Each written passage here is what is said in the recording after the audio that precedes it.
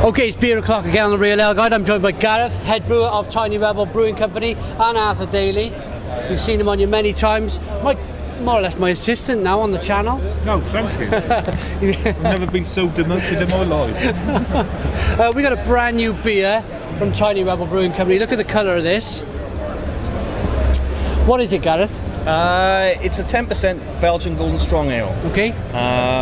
Probably brewed it just after Christmas, I think, really. Brewed as a classic style Belgian Golden Strong Ale. Yeah. Aged it for around 8 weeks in CT. And it's pretty good. Yeah, it looks good, looks nice. 10% ABV. What are you looking for when you put your nose into this, Arthur? Well, it's a Belgium style beer, so Yeah. you know you're going to get plenty of candy sweetness in there, which is I think coming through there. Yeah, definitely. It was all about this beer was all about the yeast.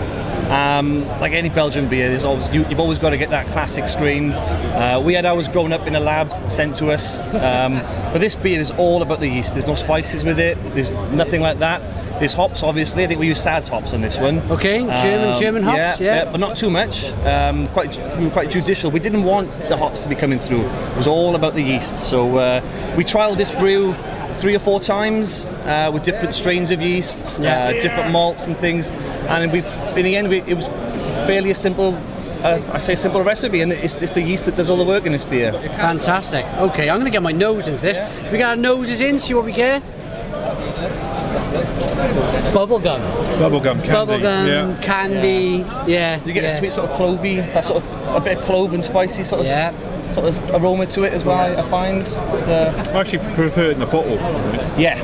Well, this beer was always designed to be carbonated, to high carbonation, just like Belgian bottled beers are.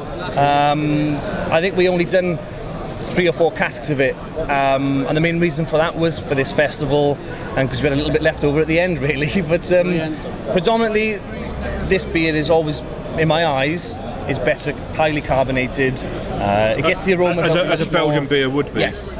So definitely. It's a uniquely designed bottle as well. You have. Yes, it is. I mean, this is a special that we make. We plan on doing it once a year, bringing it out every spring. And it's gone pretty well this year. We've sold all our bottles. Is that for Hercule Poirot's birthday, which everyone knows is Belgium National Day? Yes. Yeah. So that'd be a good day to celebrate National Belgium Day. Yeah. So, fantastic. All this talk, I'm ready to dig in. It sounds fantastic.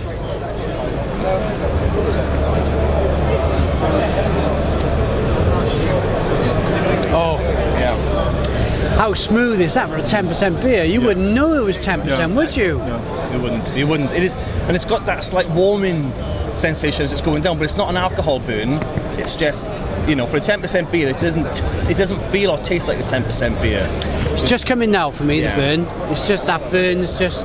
What about you, Arthur? I'm getting caramel flavours in there as well. Caramel? Caramel. Lots of sugars in there. I think you tried to cook with this, and I don't think it'll match with the cheese, but maybe an apple pie. But the key to this beer, to make it as smooth as it was to condition it for so long. And we held it in CTs for around 8 to 10 weeks in cold conditioning, letting it edge off, because it was very hot, what we say hot, which is very alcoholic after we brewed it. Right. You need to age it to get that burn off the beer.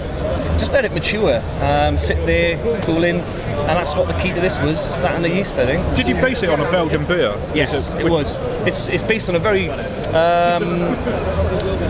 I suppose, simple style, really. We use Pilsner malt on this, a little bit of Belgian candy sugar, and that was it. And it was the yeast. But you're going to name which beer you based it on? It is based on, the yeast strain is based on a strain out there. It's based on a Chimay strain. Okay. Right. Yeah. It's based on. So is it based on the Trappist? Yes, it is. Style, it is. Yes. The Trappist triple then?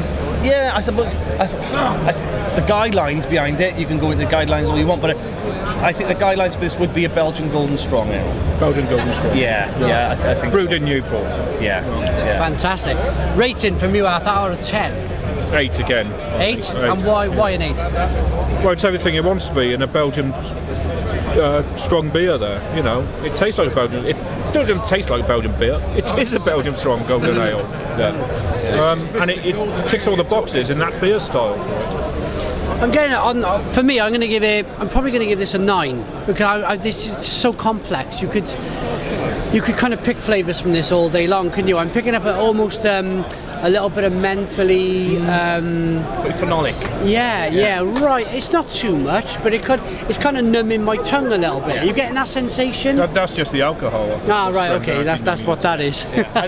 I think with a higher carbonation and it chilled a bit more, it'll ease that off, and it'll start bringing it into the more traditional style Belgian beers, as we all know Belgian beers to be, really. And I've still like got a bottle in the fridge, so yeah. Oh. So try a bottle. I'll try a bottle. I'll do for breakfast tomorrow. I'll hold you to that.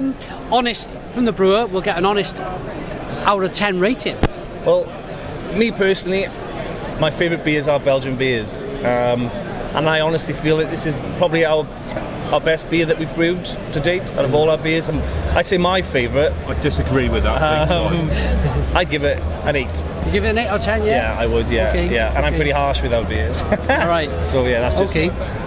Other beers we'd like to try are from you guys. I've tried a few. We got the Flux, which is a new dark pale ale. It's kind of inspired like with the black pale ales that are out there at the moment. We thought, right, let's try and do a black pale ale. Dumb the bitterness down, keep the hops up, get the percentage down. So that's a 4%. We got from the wood from you?